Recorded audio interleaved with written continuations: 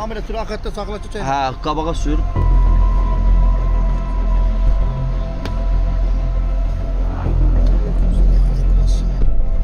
Nətərsən? Sağ olasın, nəsə zaman yox. Yoxsan? Kazandığımızdan dostlara, yakınlara, ihtiyaç olanlara da kömək etməliyik. Bu da bizim vəzifə. Allah başımızdan töksün. Allah biz onu deyə bilər ki, Allah başımızdan töksün. Bir yetim yüzsüz ətəyimizdən yıxsın. Rəşad qardaşımıza xeyirxah insan 200 manat pul göndərdi. Gəlmişik biz də Əkbərlə paltar dükanına bizim Rəşad qardaşımızı geyimin keçimin var. Ha?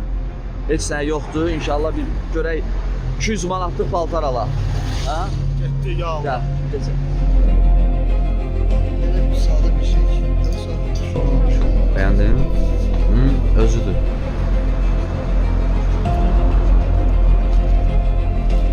Bundan sonra yeni evə gedirsən. İnşallah. O 100%-in 20%-i gedir oğruya, qalanı da ki, orada qalan ortada nə pul qalırsa, o həm udan adamın özündə qalır, o da təzədən lagerin içində bedalaqalar olur da, imkanı olmayanlar, kasıb, küsub, yanına gəlməyənlər, onlara da köməklik olunur.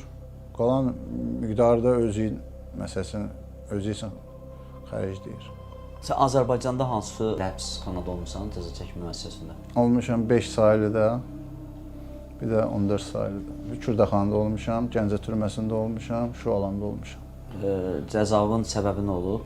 Xuliqanı sığa 221 sənəm səhədəsin. 234-ün birinci maddəsi olub, istifadəçi. Bir də 158, estağfurullah 158, 178 maşinist var. Bu tavan söhbəti var, tavan söhbəti danışdın. Elə olub ki, sən olduğun Rusiyanın türməsində tavanı çönüb, onu təzədən belə deyim də, bir sözlə həll eləyiblər. Yox, tavanı çönən adam heç kim həll eləyə bilməz. Sözlə həll eləmək olmaz. Heç oğru ona girişməz. Ancaq pulunu verməlisən.